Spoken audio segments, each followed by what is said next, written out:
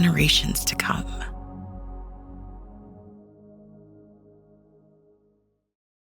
Welcome to another edition of the TDN Writers Room podcast. My name is Bill Finley. I'm a correspondent for the Thoroughbred Daily News, and I also do the Down the Stretch radio show on Saturdays with Dave Johnson. I am Randy Moss with NBC Sports and Team Buyer Speed Figure. Just fresh off of our telecast of 8 races in 2 hours, including the preps that we're going to be talking about right now. I just want to let everybody know Zoe Cadman is fine and well. She just had today off. So Randy and I will be doing this, just the two of us, and hopefully we can fill in for Zoe because she always has some interesting things to say. All right. Like you said, Randy, you were there in Connecticut watching all the most important races around the country. Unfortunately. Why don't we start with the Robert Lewis, because that's the comeback of Citizen Bull, the 3-year-old champion. To me, it's funny. He seems to me like a horse that just never gets a lot of respect. It was 15-1 in the Breeders' Cup.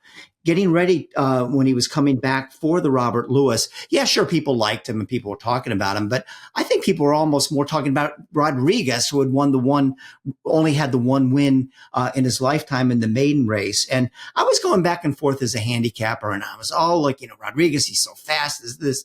I said, wait a minute. You're taking a horse that just broke his maiden and you think he's going to beat the horse that won the Breeders' Cup Juvenile. I talked myself onto the right horse, but I had to do that. But now afterwards, look at his resume. It is fantastic. And I don't think there's, some people will disagree, but in my mind, there's no doubt he's the number one horse at this point for the Kentucky Derby. Yeah. Well, and you're right. He's not getting enough credit from me either. I mean, Jerry Bailey and I both had a top 5 Kentucky Derby picks, rankings such as they are, the 1st of February. And even after the Lewis, neither one of us had Citizen Bull in our top 5. And I think part of that is that as handicappers, we are always conditioned to downgrade horses who get absolutely perfect trips in their races. And so far, that's been the hallmark of Citizen Bull in the American Pharoah, then in the Breeders' Cup Juvenile, and then, of course, in the Robert B. Lewis. They're all very similar trips, clear leads, thanks in large part to the fact that the other possible competing speed in each of those races were horses also trained by Bob Baffert. And who wants to see a speed duel involving your own horses? So Citizen Bull, who has good early speed, was on an easy early lead, easy pace figures, easy fractions in all of those races, uncontested, and then draws off to win impressively. Is he a fast horse? He ran a 98 Beyer speed figure in the Lewis, the fastest of any of the real preps so far. We're not giving him enough credit. I'm not giving him enough credit. I should have had him in my top 5. I will admit that.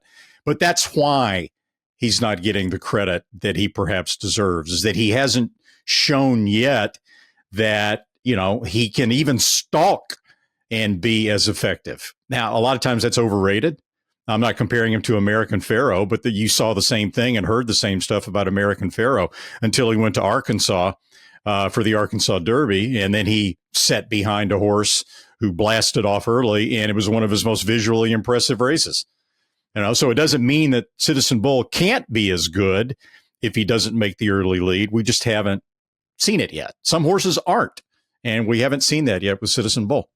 No, I totally understand where you're coming from here. And one of the things about Lewis, I never expected in a million years that he would get that trip. Now, you talked about the speed in the race. There were the 2 Baffert horses, him and Rodriguez, that had a lot of early speed. If Rodriguez were trained by John Doe, you would think, okay, he's going to go after Citizen Bull and they're going to get into a speed duel. But with both horses trained by Baffert, they were obviously, had discussions beforehand to avoid that. But the Wesley Ward horse was the other horse. He didn't get involved in the early pace. And I picked Citizen Bull.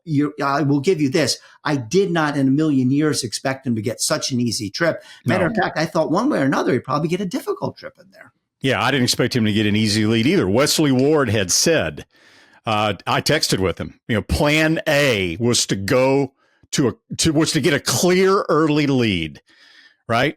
The owner of that particular horse is based in Dubai for the winter, Jim and Fitri Hay, and the plan was to run the horse in the UAE Derby if he ran well in the Lewis, and the object was to go to the lead. And he, not only did he not get a clear lead, he didn't even get a lead, right? He just wasn't fast enough in the transition from turf to dirt. As far as Rodriguez, Jerry and I talked to Bob Baffert before the race. It was pretty clear what the strategy was going to be, and a lot of it had to do with the draw. Citizen Bull was drawn just inside of Rodriguez, and so for Rodriguez to make the lead in the rail, he was going to have to really gun and clear Citizen Bull and then drop over in front of him. Citizen Bull's a pretty quick horse. I asked Bob point blank, and I think I said this on the air. I said, is there any chance that Citizen Bull is going to be stalking this time instead of being on the lead? And he laughed, and he said, if I have Martin Garcia on the horse, we're not taking back. We're going. And that's exactly what happened. And Rodriguez got a funky trip. I don't know if it was the ride that he got or if it was the horse that was doing it. But you saw, like leaving the half-mile pole and heading into the second turn, he suddenly dropped back, and it looked like he was going to run last. And then he dropped back to about next to last, and suddenly here he comes again. And he makes a nice 3 to 4 wide move around the turn, to kind of get up close to Citizen Bull. And then he just, he didn't have the juice. He still ran pretty well to finish second, but he just didn't have the juice left after that. If he had made a clear lead on Citizen Bull, if that had been the strategy, or if he had just outbroken Citizen Bull, maybe he runs back to that 100 buyer speed figure. But in that scenario, I think the difference in the trips had a lot to do with it.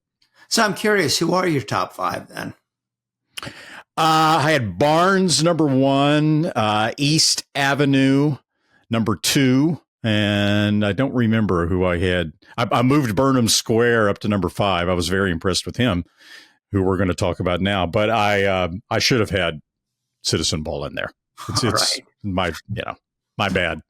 Well, it's nice to see you admit your mistakes in there, but we will know more coming up in what he does, San Felipe, Santa Anita Derby. And did Baffert say whether he's going to run the San Felipe or not? I didn't see that. Usually he's not. He doesn't give out his plans too far in advance. No, because he sort of flies by the seat of his pants and does a lot by intuition, and he doesn't want to commit to a race and then change his mind and have people say, what happened? Why'd you change your mind?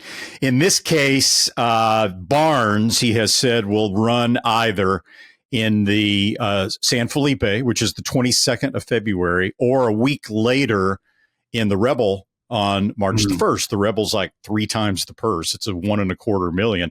And with Citizen Bull, Bob has pointed out that the horse it carries a lot of weight. He's very heavy. He needs to sort of race himself into fitness, much the same as Silver Charm way back in the day. Bob was saying the same things about Silver Charm, that he was heavy, that he ate a lot, that he needed to run. And Silver Charm ran in the the San Vicente, and then the San Felipe, and then the Santa Anita Derby. So maybe that'll be the plan as well with Citizen Bull, just because he does seem to carry a lot of weight. But they have options. Sure. They can send Citizen Bull to Arkansas for the Rebel, and maybe try to learn a little bit more about him in a bigger field and probably a faster paced race, and they can opt to keep Barnes at home. My guess is that Citizen Bull will stay put, and Barnes will go to Arkansas, if for no other reason that Barnes has already shipped. Right. For his career debut, he went to Kentucky at Churchill Downs and handled the ship very well, so at least he's got that in his background. So those would be Baffert's big 2 at this point. Let's turn now to the Holy Bull Run at Gulfstream. We're going to hear from Ian Wilkes in the Gainesway Guest of the Week segment shortly afterwards. I got one right. I picked him in there. And I think that this is a horse, and this is what we're going to talk with Ian Wilkes about him. One of the reasons I liked him is I like horses where you can see very obvious improvement from race to race to race to race. Did he need to improve a little bit to win this race? Yes. But knowing Ian Wilkes as a trainer, knowing how well he did in his prior start with Blinkers, which seemed to turn the horse's career around, he looked to me to be the one. The public disagreed. They made Tappan the favorite. which I was a little surprised about that. I thought that, well, one of those Brad Cox horses cost $50 million and won by 10 lengths. How many of these things does he have? It's unbelievable. Who, by the way, ran a very good race to be second. But from the Florida contingent right now, I think we've got, is he a big, huge star? No, but he belongs in your top 5 and in everybody else's top 5 and may just get better. And I think that's why there's reasons to be excited about him. And Tappan Street, if he's not in the top 5, probably should be number 6 because, like you said, he ran a heck of a race. It was 9 lengths back to the rest of the field, and there were a couple of other decent horses behind him. Burning Glory, for example, and obviously Ferocious, who sort of laid an egg. We can talk about that, but the improvement. I mean, Burnham Square started off in a 6-furlong race or a sprint at Keeneland, which obviously is not his cup of tea. And he ran, so-so. And then they ran him long, and he sort of ran in spots. And that's why Francisco Arrieta, the jockey at the time, recommended to Ian Wilkes that they put the blinkers on. And Ian was thinking about it anyway. And then suddenly his big breakout maiden special weight win by 9 lengths. And if you watch that race, I think we talked about it last week, very visually impressive if you just call up the replay and watch that. So no surprise to me that he took the next step, especially since Ferocious was a no-show. To me, that made Burnham Square the horse to beat. Tappan Street is interesting. He's a real grinder. He has no turn of foot. And so he has to be pretty hard ridden all the way to sort of keep his momentum going. Brad Cox predicted that before the race, and you saw it during the race. I mean, he was on the engine really going into the second turn. He was being very aggressively ridden, and he kept on and he kept on and he kept on, and he covered a little bit more ground on the turns, especially the second turn, than Burnham Square did. So you can give Tappan Street maybe a little bit of an upgrade there. But to me, that doesn't mean he was the better horse. I think Burnham Square, my opinion at least, was clearly the better horse of the two. Yeah, on that day. I would agree with you on that. You mentioned Ferocious, who was the horse among this group who had the best resume, most accomplished horse. He only had the 3 workouts coming into the race, which just screamed out, this horse is not going to be ready. Now, I don't know how much that contributed to his kind of a blah performance, or he also looks to me like a horse that has not progressed, has peaked early in his 2-year-old year and has not gotten any better. His best lifetime buyer number is when he broke his maiden at Saratoga, and he has never run faster than that 93 cents. I love the connections. They're good people. They won the Derby with Mage. They love the game, and they're good for the game. But I think I don't think their horse is going in the right direction, Randy. Yeah, I got to admit, even knowing that they said the horse wasn't going to be 100%, and knowing that he'd had only those 3 breezes, I was still disappointed. I mean, they put the blinkers on him because in almost every one of his races, in every one of them actually going in, he had made mistakes that had something to do with immaturity, right? He either didn't break sharply or he got, a little squirrely around other horses and things like that. So they put the blinkers on. And honestly, Bill, I saw the same thing. He didn't break that aggressively. Okay. He tried to run up in between horses and then kind of, got shuffled back a little bit. And then he started climbing for a second when dirt hit him. And then they steered him to the outside and he makes a big run and it just, and he came up short. But I think he was still making mistakes and with the blinkers, and that bothers me. One thing we seem to see every time at this year is a Todd Pletcher horse, a little bit late to come to the party, but wins very impressively. And everybody's, wow, how good is River Thames? He went out in his second career start and did it again, ran him in a 1-mile allowance race, won for fun, got a 94 buyer. Expect he would probably be in the Fountain of Youth next. I was a little bit surprised he didn't run him in the Swale Stakes, but I guess that Todd wanted to get that extra furlong into him. It's the same sort of dilemma we talked about before. Lightly raced horse, just blowing the doors off his competition.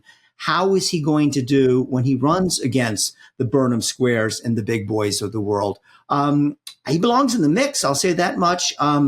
He's got a good good trainer behind him, the best there is. And Todd knows how to bring these horses along, but he's got a lot of catching up to do. There's that. And also, I think what concerns me the most, Bill, about him going forward as a Derby contender is pedigree. He has a good pedigree. I just don't know if he has a distance pedigree. He's a son of McLean's Music, who is best known, of course, for making one lifetime start and for Steve Asmussen in Stone Street and getting a Beyer speed figure of 114 in that one win, the highest we've ever given to a first-time starter. But McLean's Music was by Distorted Humor out of a multiple stakes winning sprinting dam. And so far, if you look at McLean's Music's offspring, and he's been a pretty good stallion, they have tended more often than not to be much better around one turn. You had Jackie's Warrior. You have Complexity, trained by Chad Brown, who was very much better around one turn. Drain the Clock, very good sprinter. The one one that stands out that handled distance to a certain extent by McLean's Music was Preakness Winter Cloud Computing. Mm-hmm. Now, Preakness Winter Cloud Computing was you had McLean's Music bred to a distance running stakes mare by AP Indy. So you had a lot of stamina in the bottom half of that pedigree. And I think Chad Brown would even tell you now that even though Cloud Computing won the Preakness, he probably was better around one turn. Okay. Now, in the case of this horse, right? In the case of Pletcher's newest here, he's by McLean's Music, but his dam Proportionality was a sprinter. 22 starts. Every single start was either 5, 5.5, 6, or 6.5 furlongs. Proportionality's 3 wins. We're at 5, 5.5, and 6 off the board in 3 tries at 6.5 furlongs. So River Thames is really bred to be a sprinter, not a 2-turn horse. And that's going to be the big question I have going forward. All right, maybe we'll see him in the Pat Day Mile then. How about that? All right. Let's go to Aqueduct, where they had the Withers. The winner, Captain Cook, got a 94 Beyer. Based on that, he obviously deserves some respect. But I'm going to look at this race, and I'm just going to say, I don't care if he got a 204 Beyer. He just didn't beat anybody. Top horses do not come out of the Withers Stakes. Scott Dutrow is the trainer he's 2 for 2 since they made the switch from Norm Cassie. They bought the horse at a sale, made the switch from Norm Cassie to Dutrow. But the horse he beat, finished second, Surfside Moon, was 33-1. He deserves another chance to prove himself. He looks like he's going to go next in the Wood Memorial, another race that hasn't produced a Kentucky Derby winner since 1742. So, I just don't know. No, he doesn't make you didn't put Citizen Bull in your top 5. I'm not putting Captain Cook in my top 20. Sorry. Okay. So he probably didn't run against much. I mean, it's hard to tell this early, but at least so far, based on accomplishments and past performances, the field wasn't that tough. But hey, babe, he looked pretty good. He looked pretty good visually, and he ran a pretty good number. I'm not going to put him in my top 5 either. But it's going to be nice, I think, if this continues to have Rick Dutrow back in the Kentucky Derby mix. He will make things interesting, that's for sure. The TDN Writers Room was brought to you by Keeneland. It was a big weekend for the Keeneland September sale. Copian got the party started on Saturday when she drove away from the field to win the Grade 2 Santa Monica. 2-year-old champion Citizen Bull was next with a commanding win in the Grade 3 Robert B. Lewis Stakes. And Tenma wrapped up the weekend with an easy win in the Grade 3 Las Virgenes Stakes. The 2025 Keeneland September sale begins Monday, September 8th. The entry deadline is May 1. And we'll be right back after this message from Keeneland.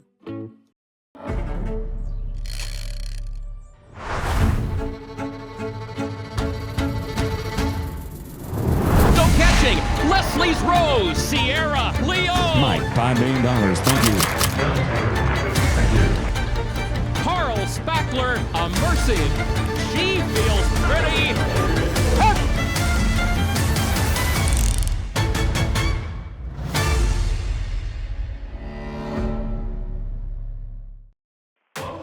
Time now for the fastest horse of the week, brought to you this week by Nashville, one of the fast sires at WinStar Farm. Why Nashville this week? Well, last week, mega owner John Stewart held a live stream to announce the mating plans for his mares, and he revealed that 2 of those mares would be going to Nashville. And why not? Nashville's a Keeneland track record setter. He ran 6 furlongs in 107.89, and he was booked full in his first 2 years at stud with 368 mares bred. At the WinStar, they like to say he's so fast, he's Nashville hot, like chicken. Get it?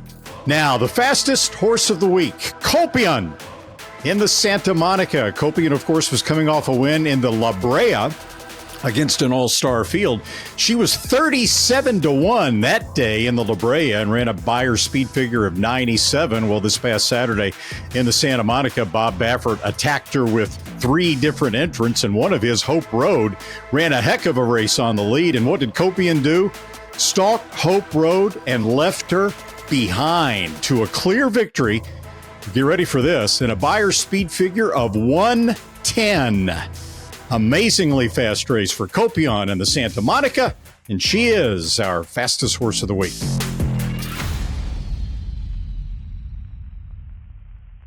And the Gainesway guest of the week this week is Ian Wilkes. No surprise to have him on this week's show after he won the Holy Bull Stakes with Burnham Square in a very impressive effort down at Gulfstream Park last Saturday, and now is very much in the thick of things with this horse for the Kentucky Derby. And welcome, Ian. First question, this horse started off his career with a 58 Beyer first time out. He improves a little bit, improves a little bit, improves a little bit, improves some more to win the Holy Bull. Is that your style, that you're not going to be somebody who's going to have these horses roaring out of the starting gate and you'd rather take your time with them? Definitely. I'm all about developing horses, love to develop horses, learn it from Carl Nasker, because to make money in this game, you got to build asset value, in the horses. And so you just let them come along at their pace. Some come along quicker, some are more precocious, some aren't.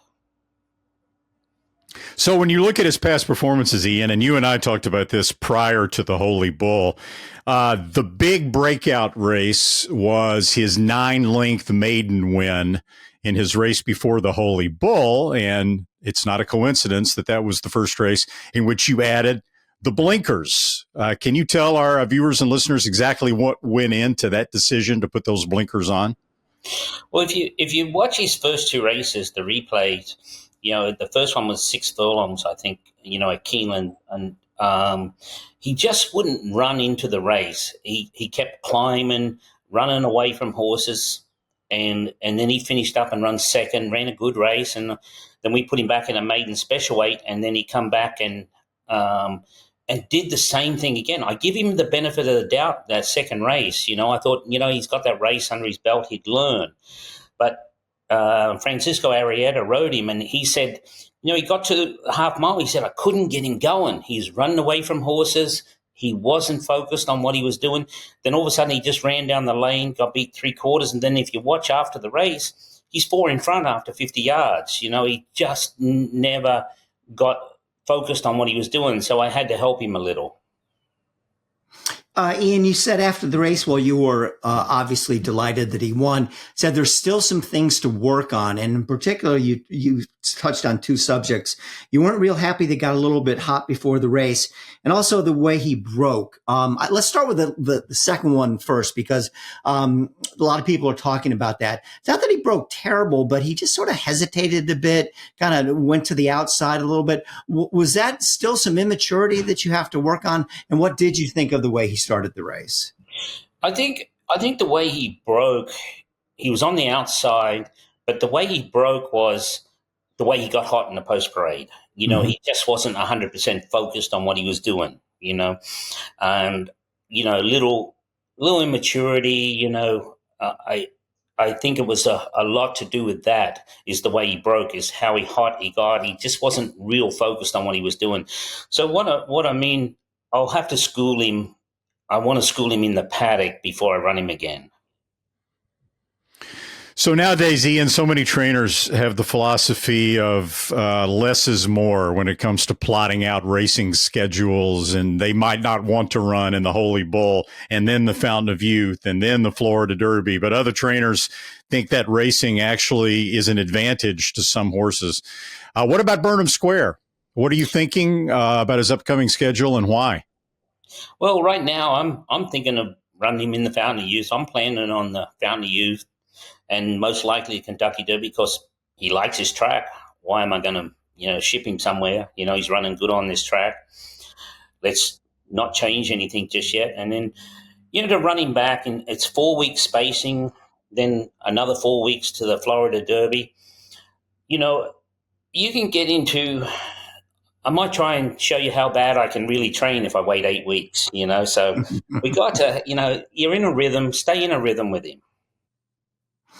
And speaking of that, and getting back to the theme that we started with, how he's been improving with each race, and how you think there are some things that you need to fix. A horse should not be. We know a horse is not going to run the best race of his life in January or February as a 3-year-old. It takes time to really develop. But do you see a lot more development and improvement in this horse?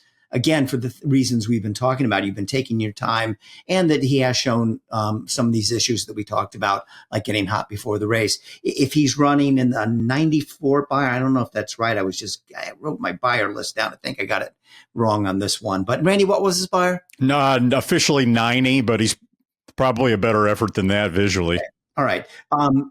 Can you get him to the 102 buyer that it might take to win the Kentucky Derby? And how are you going to do that? Well, it's each race, it's development. Do I want him? Did I want to see him run 102 on Saturday? No, because then where do I go from there? How do I keep improving if I top him out right there? Each race, I want him to get better. I want him to, because the water gets deeper. He has to learn how to run against these horses too. These are some good horses, and he's just if you look at him, he doesn't win any beauty contests. He's a plain little horse, but he just keeps running. You got to love him. But you've got to let him do it. I don't want him to run that 100 yet. I want him to run that 100 in the Kentucky Derby. So who was it you were telling me that saddled the horse for you in the maiden race, and the comment that he made to you on the phone? Tell us about that. Lynchy. Yeah, Brian Lynch. Yeah, he. My flight was delayed. I didn't quite make it. I was supposed to be there on time, and I got delayed. And he saddled him for me. He said, "Boy, he's not much to look at, but he can run." So one reason why you might be able to project the improvement for this horse going down the road is distance. 1 1/8 Florida Derby, 1 1/4 Kentucky Derby. You've pointed out that, the real strength of this horse is his stamina. Tell us about that. Oh, definitely. I just never see him get tired. Whatever I do with him, he always gallops out good. He gets better as I go. The thing is, what I've got to find out is, I think he's fast enough. I've got to find out is, stamina isn't going to beat him. That's not going to beat him. I've got to find out if he can. Is he better than all these other horses? You look at the Citizen Bull that won. He's very impressive. Can we beat him? Are we as good as him? That's what I've got to find out. Ian, let's go back to your professional relationship with Carl Nasker. Obviously, you were around him when he had some very, very good horses. Do you talk to him? Do you check in with him from time to time? And, hey, do you see anything wrong? Any suggestions? Anything you think I should be doing differently? What's your relationship with Carl these days? I talk to him every day. Actually, while my wife, Tracy, is down here in Florida, we stay with him, so... He comes to the races. He was there Saturday. He comes out. I talk to him after every race. We run a race. We're still partners. Carl and I are still partners in the business, which is great. If I can keep him around as a partner, it's the greatest thing for racing, because he's, you've seen his legacy, But he tells me, this is what he tells me, because he's the best Monday morning quarterback. How are you still partners in the business, Ian? Tell us how that works. Well, I come in as a partner with him. And early on. When he was training, I was a partner with him. And then as he stepped back and I took over, I've kept him on as a partner. So we're just still partners, like in the business, in Traits LLC. Mm-hmm. Okay. Well, everybody knew, from day one that, you and Carl were co-trainers in the business, and especially with Unbridled. And Unbridled, when you talk about horses that improve, right? He ran the race of his life in the Kentucky Derby. To that point, it was the race of his life. What do you remember about the progression and the improvement that Unbridled showed? And could that kind of correlate a little bit to Burnham Square? Well, definitely. He took a lot of racing to get to that spot. We ran him, I can't remember exactly how many times as a 2-year-old, but he ran quite a few. We went through the Florida Series with him. Then we ran him back I know he ran in the Fountain of Youth and the Florida Derby and the Bluegrass. In the Bluegrass, yeah. Yeah. And then I don't know if there was one in between there, between the Florida Series and that. Well, you're testing my memory on that one. But yeah, the idea was just the racing for him to get better, learn. Because you don't want him, the race you don't want to make mistakes in is the Kentucky Derby. You can't make a mistake and win it. Well, what I remember about that, Ian, is being at Churchill Downs 1990, and Summer Squall was all the rage. Everyone talking about Summer Squall. And yet a lot of people were saying, man, you should see Unbridled. You just watch him train. He is really blossoming in the whatever it was, 9 days from the Bluegrass back then. Yeah. What do you remember about that, about the way the horse was training at Churchill Downs?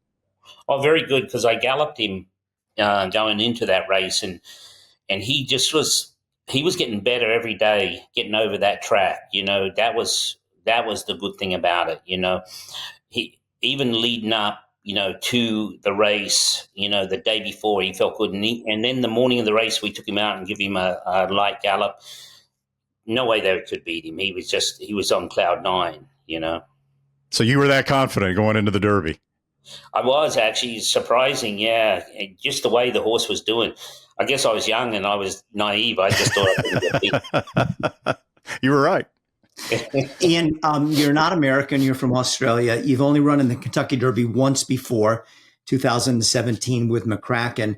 But do you still have that same feel of Derby fever that most of your colleagues seem to have around this time of year? Well, I played golf with Lynchy yesterday, and I was just telling him, I said, you win a Derby prep, the hype around it is unbelievable. Mm-hmm. You can win with an older horse, win a grade 2 or grade 3. Okay, you won. But the Derby hype is next to none. It's unbelievable, the hype around this race. Well, one more question for me. The last time you were around the hype was with McCracken. Mm-hmm. Who started his career with on a win streak, right? He broke his maiden, then he won the Street Sense, then he won the Kentucky Jockey Club, then he won the Sam Davis, wound up 3rd in the Bluegrass, 8th in the Kentucky Derby. But the owners of McCracken, Janice and Clay Whittam, the same owners of Burnham Square. How special is that, your relationship with the Whittams, and as far back as you go with them? Oh, tremendous. The loyalty, they come into the barn in 2004. And 2 years before I took over from Carl, and they had no hesitation staying on with me, and we stayed on, and it's been a great relationship, 20 years, and 2021 this year, and just the loyalty and the breeding program, everything with the family and the horses, just you can't explain it, Does Janice still follow things really closely? Oh yeah, mm-hmm, yep. I talk to her every week. If I fail to call, I get in trouble. I need to call. Very good. Well, Ian, thanks so much for joining us today on the TDN Writers Room as the Gainesway Guest of the Week. Congratulations on a big win, and we look forward to seeing him in the Fountain of Youth and to continue to progress as you go from step to the Kentucky Derby. Thanks once again for joining us. Good luck, Ian. Thanks, guys. Thanks, Ian. Again, our guest of the week, Ian Wilkes, brought to you by Gainesway. We were just talking about John Stewart's mating plans. We'll be talking more about those. He's planning to send 5 mares to Seize the Gray for the Preakness winner's first season at stud, including his champion Goodnight Olive. Who else is going to Seize the Gray from the Stewart clan? Lady Pewitt, the dam of champion 2-year-old filly Jaywalk. Quickest, the dam of Grade 1 winner Callback. And Reach for the Heavens, the dam of Grade 1 winner Real Solution. Seize the Gray, the highest earning son of Arrowgate in his racing career, banking over or almost $2.5 million. Seize the Gray stands at Gainesway for $30,000. Gainesway, power, passion, performance.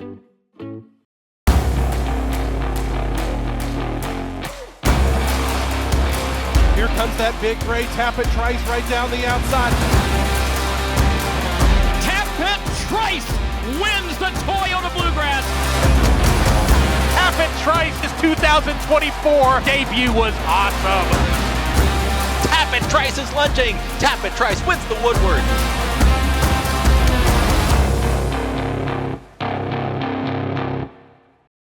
Just when you thought you got away without listening or seeing me, here's this week's edition of First Things First. I did catch up with jockey Martin Garcia, who is a perfect 4 for 4 aboard the Eclipse winner, Citizen Bull.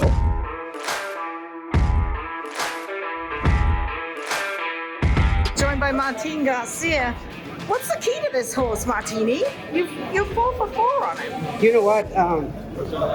He's a really nice horse, and of course, now that he's turned 3, he's more mature and more professional. Right. He's just a good horse. He's just what? I say he's just a good horse. He does everything right, and then, like I say, the way that he's getting more mature, he's learning more, and he's trying to be like who's going to be superstar horse. It seems like he's push button. Yeah, it is. I don't know if you see, like, he was really kind, like he was really in the muscle, warm him up, and then when I went into the gate, he was ready. And then when he broke, the ground broke underneath. Oh, he bubbled, yeah. He did, but he recovered like instantly. When that happens, he recovered right away, and then I didn't like move my hands. He just stick me right away to the lead, and I just waited, and when it was time to go, I just asking him. He just kicked in, and then he was just looking around too much. Like I still have plenty horse. What did Bob say? Well, he just said that thank you to keep the colors clean and not fall down. Well done, Martini. It's good to have you here. Thank you. Mwah.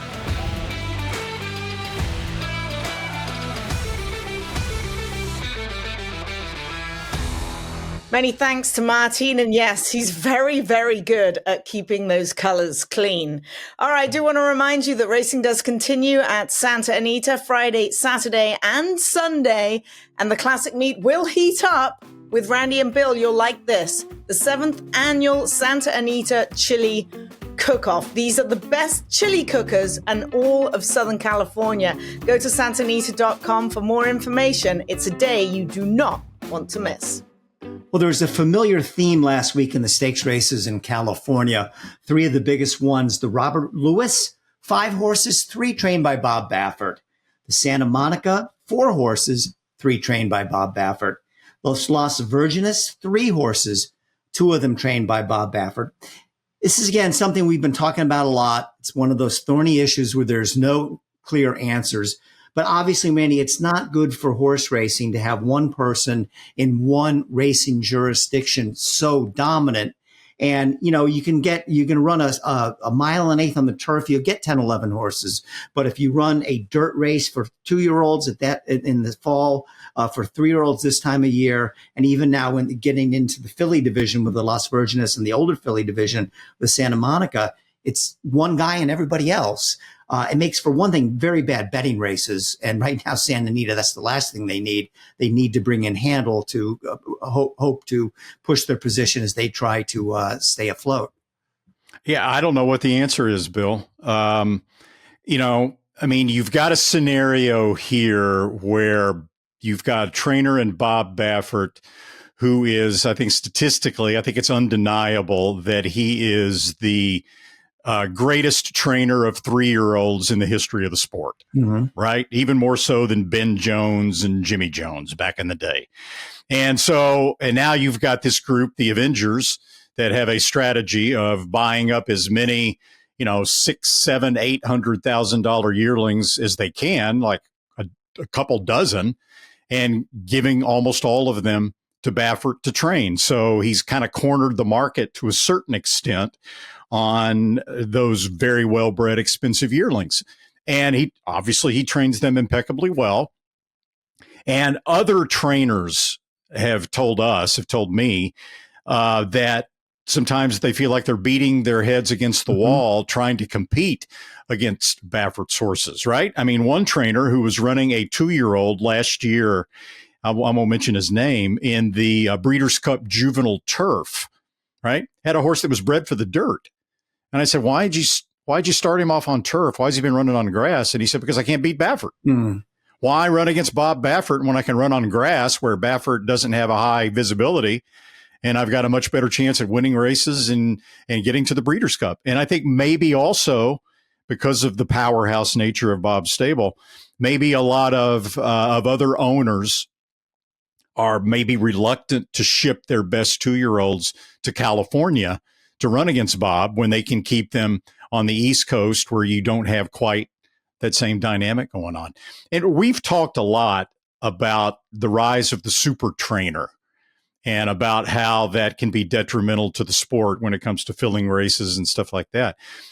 But the irony here is, Bill, that when it comes to numbers, Bob Baffert is not one of those super trainers that we always talk about. I went back and did the stats. And for example, over the last 3 years, Steve Asmussen, who trains horses at 3 to 4 different locations at a time, has averaged starting 600 different horses each year. 600. Mike Maker, 365. Mark Casse, 358. Brad Cox and Chad Brown, right around 330. Todd Pletcher, right around 330. Bob Baffert, the last 3 years, has started 115, 115, and 115 different horses. That's 80% fewer than Asmussen and 64 to 68% fewer than all those other trainers that I named. So numbers-wise, he's not technically what you would call a super trainer. There's plenty enough room out there for other horsemen, but he just dominates the 2-year-olds and the 3-year-olds division so much that I think it kind of suppresses the competition. And he doesn't want to have to run his horses against each other as often as he does, but he has to get these races to fill. Yeah, and Randy, I think another issue is the purse structure at Santa Anita. If you are an owner and you have a good horse, or you buy a good horse, and Baffert is not your trainer could be, you use Brad Cox, you use Todd Pletcher, someone like that. Why would you send a horse to California to be trained by a very good trainer, say like Mike McCarthy, when they've got to compete against Baffert in a $250,000 race? Or you could give that horse to Brad Cox, where the Derby preps at Oakland Park are all $1 million. So not only if you stay away from running against Baffert in his home turf, not only do you probably increase your chances of winning by racing at the fairgrounds, Oakland Park, Gulfstream, but particularly Oakland Park, the purses are so much better there. From an economic standpoint, it makes a lot more sense to stay away from him. And you're right, he does not have the 600 horses like Steve Asmussen have, but I bet you of those 115, half of them are at least a very good allowance, if not graded stakes horses. But I just went to the sales. I bought a horse for $200,000. What am I going to do with him? I have no relationship with Baffert. I'm certainly not sending him to trainer X to run in California so I can get my brains beaten in, just like your guy in the Breeders' Cup Juvenile Turf said, get my brains beaten into this guy. Not only get my brains beaten in, but what was the Robert Lewis? I should have written this down, probably 200,000 or something like that. If you have that in front of you, I mean, especially at Oaklawn, the preps at Oaklawn are $1 million now. Well, you mentioned Michael McCarthy, who is really on a roll right now as one of the hottest trainers in California, not named Bob Baffert. Michael McCarthy has a very promising 3-year-old named Bullard, who was knocking heads against Baffert. And so what's Michael McCarthy doing? He's running Bullard in the Rebel at Oaklawn Park in his next start. And instead of running against Citizen Bull or Barnes or wherever else he might have to run against in the San Felipe, he's going for the $1,250,000 Rebel Stakes in Arkansas. And well, he's not going to get away from Baffert probably. Bob's going to have another horse shipping in. But that's kind of part of that same dynamic. Go to the Rebel and for more money, as you mentioned, and escape at least some of the Baffert clan. Yeah, it's interesting what you said, and I want to be clear on this. In no way is this Bob Baffert's fault. And in no way really is it even Santa Anita's fault. It's just a situation where, it's like he's like the Los Angeles Dodgers now. They sign every single good player that comes out of they get all these Japanese superstars. They build up a team where you look on paper, they should lose 3 games a season. Now, that, of course, doesn't happen. But you can't blame his owners. They go for the guy who's the most successful. You can't blame Baffert. What's he going to tell owners? No, I don't want your horse that you just paid $1.5 million for because I don't want to have all 5 horses in the San Felipe. No. So it is just one of those things, but with no real solution. But, it's one of those things we wish we could fix because I will say this much. It's not good for horse racing. The TDN Writers Room is brought to you by XBTV. We talk about how it's possible that in the model of Justify, horse who just made his first start on February 18th of his 3-year-old year, that we haven't even seen this year's Kentucky Derby winner yet. But could this be him? This week's XBTV Work of the Week is the still unnamed colt by Curlin out of Beholder, who sold for $4 million to Amr Zadan at the Fasig-Tipton August sale as a yearling. Who trains him? Oh, that's a silly question. Of course, it's Bob Baffert. On Saturday at Santa Anita, the colt drilled 4 furlongs in 48.80 seconds. It was his 9th worst since December 8th. Don't get too excited. Bob Baffert says that he's in no rush. He's going to take his time with this one. So probably not your future Derby winner. We'll be right back after this message from XBTV. Be a smarter, better with XBTV. The best horses. With thousands of exclusive morning workouts. All at your fingertips and delivered right into your inbox.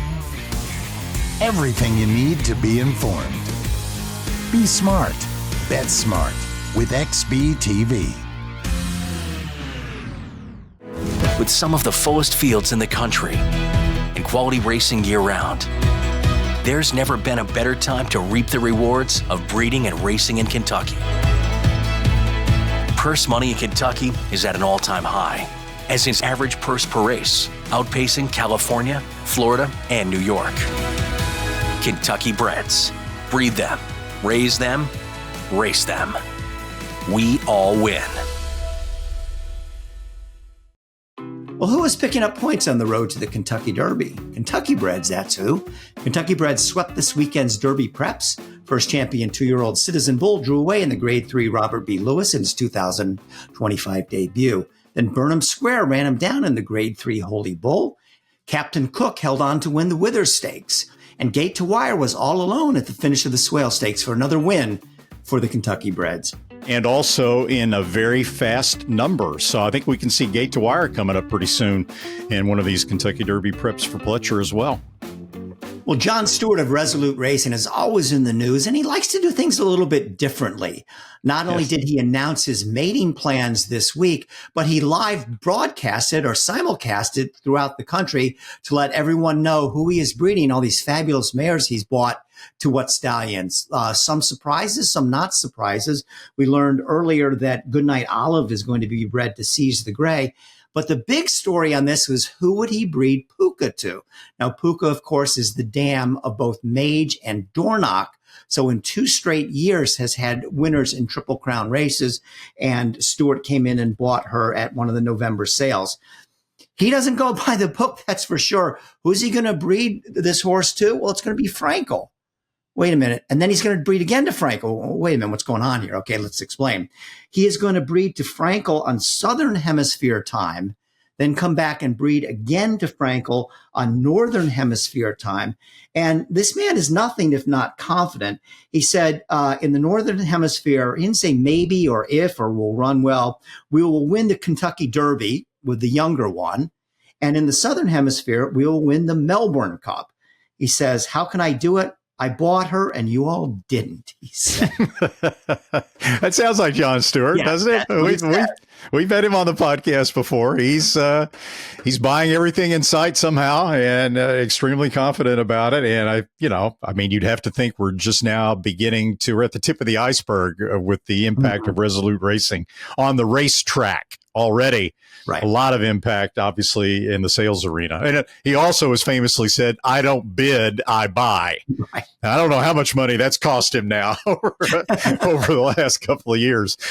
He's bred to Frankel before. He bought, of course, the Breeders' Cup Turf Sprint winner Caravel, the Pennsylvania bred female who was so fast. And he bred her. I mean, if you've got a great turf runner, you've got a turf female, why not breed them to the best turf sires out there? Well, 2 years ago, he bred Caravel to Frankel, and now he's bred Caravel back to DeBowie, arguably the 2 best turf sires in the world right now. So why not? I mean, he can do it. Hey, I bought her and y'all didn't. That sums it all up, doesn't it? Well, the man can do it. Then that's his theme. I can do whatever I want. And so far he marches to the beat of his own drummer. So one more thing about throwing around, he's obviously going to be successful. Yeah. And one more thing about Puka. I mean, so far the Good Magic Puka cross has been golden, because both Mage and Dornoch were by Good Magic, so they're full brothers. There's a colt on the ground right now by Good Magic out of Puka, and Puka, as we speak, is in foal again to Good Magic. So maybe Stewart's just getting bored with the Good Magic Puka cross, and he's going to try to shake it up a little bit. Right. So a little Thorpedo Anna update. Kenny McPeak worked her on January 31st. This is her second workout of the year. She's at Gulfstream, 4 furlongs and 47.03. At one point, he was talking about the Dubai World Cup. I caught up with him last week. He says that's no longer really in the cards for her. Instead, it looks like she's going to begin her 4-year-old career in the Azeri at Oakland, which is a prep for the Apple Blossom. So he's been a little bit more conservative, but it's great to see this, horse of the year back on track and getting ready to race, and not so long at Arkansas. Let's hope that she has a 4-year-old year like she has a 3-year-old year. And, right now, Kenny's going to do something different. I don't know what it's going to be, but him. He's not going to go. He should train for Jon Stewart, because both of them like to think outside the box. But it's great to see her back, Randy. And, she's a fun horse. And I love the way that McPeak has been so accessible to the public and the media and whatnot. I can't wait to see her back. Yeah, I mean, he's gone to Royal Ascot. He's dreamed. He's the one, of course, who ran Thorpedo Anna and the Travers against the boys, which was marginally unconventional, and she ran a sensational race in defeat to Fierceness. So hopefully, fingers crossed, Thorpedo Anna, keeps training on schedule and comes back better than Mystic Dan has come back so far in his races. The 3-year-old champion from last year, or not the 3-year-old champion, but the Derby winner from last year. So. Looking forward to seeing Thorpedo Anna. Boy, what a runner she's been. Yeah, it's going to be fun. So a little bit of news out of New York. They're rebuilding, of course, Belmont Park. And they had said all along that the new Belmont would open in 2026.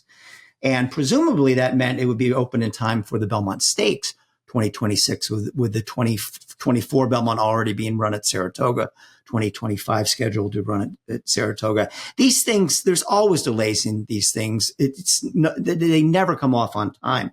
And now NYRA's talking about reopening Belmont Park after the traditional Saratoga meet in 2026. So they would open in September 2026, which means it would not be done for the Belmont Stakes. But at the same time, they said, you know what, maybe we can run it at Belmont Park in 2026, go the tent route, like you mentioned earlier, Randy, they did for the Arlington Million when the Arlington burned down that time. But I don't see it. There's no reason to rush. It's going to be a great new facility.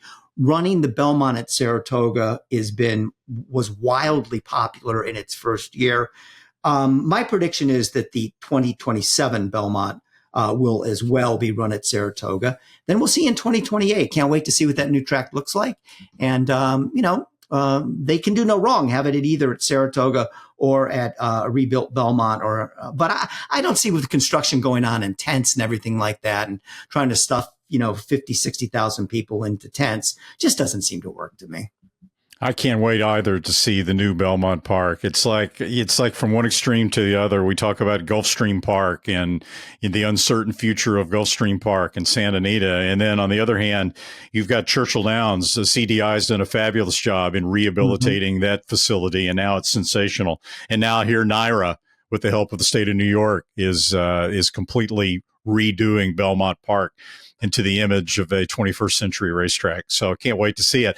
I hope they do run in tents for the Belmont Stakes in 2026, if only because that means the Belmont Stakes is going to be back to 1.5 miles instead of 1.25 miles. That's probably uber traditional because obviously the Belmont was a fabulous success at Saratoga this past year.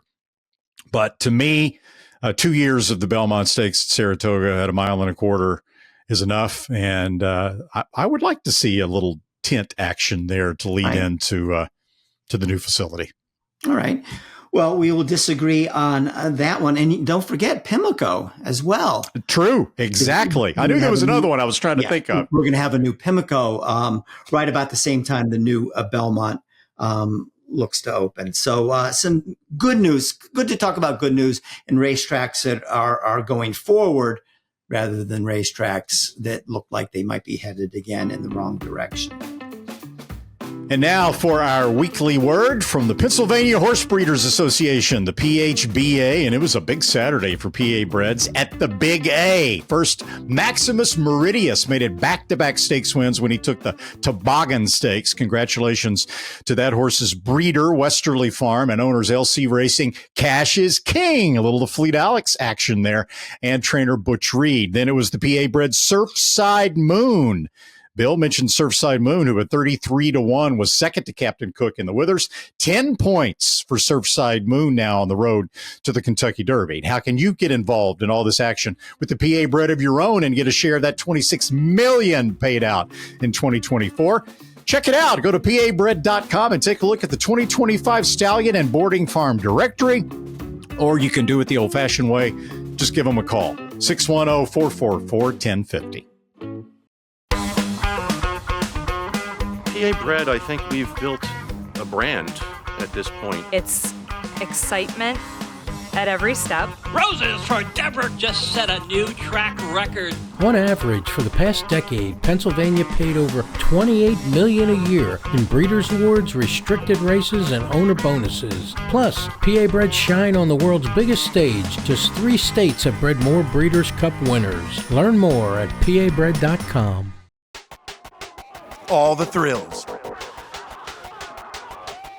Fraction of the bills. Experience the power of the partnership. Change your life, make new friends, and compete at the highest level of thoroughbred racing. West Point Thoroughbreds, the gold standard in racing partnerships. Visit westpointtb.com. TDN Writers Room, as always, also brought to you by West Point Thoroughbreds, which had a couple of very interesting debut winners last week. First of all, on Thursday, it was Seaport Lane breaking his maiden at first asking at the fairgrounds. This is a 4-year-old first-time starter who beat Allowance Company. They couldn't get a maiden special weight to fill. couldn't ship him to Oaklawn, so they went ahead and ran him against allowance horses, and he won with a 91 Beyer speed figure. Also, Sorcerer Silver won at Gulfstream on Saturday, a first-time starter in a maiden race, both impressively, both ridden by an Ortiz. It was Jose Ortiz, who's killing it at the fairgrounds for Cherie DeVoe on Seaport Lane, and Irad Ortiz for trainer Dale Romans rode Sorcerer's Silver. That happened to be Irad's 4,000th career winner in North America and a true point of pride for Terry Finley of West Point, as well as Tom Bellhouse. I got to know Irad when he first came to New York as an apprentice, hanging out at the coffee stand in the early mornings at Saratoga, and they've marveled and really enjoyed Irad's success. Well done, and many more wins to Irad Ortiz Jr. from West Point Thoroughbreds. That's a wrap on this week's show. I want to thank my partner, Randy Moss. Zoe Cadman gave her the day off. I want to thank our Gainesway guest of the week, which is Mr. Ian Wilkes. I want to thank the people that work so hard behind the scenes, our producers and our directors, Katie Petruniak, Eclipse Award winner Sue Finley, Anthony LaRocca, and Aaliyah LaRocca. We'll see you next week. Hope you enjoyed another TDN Writers Room podcast.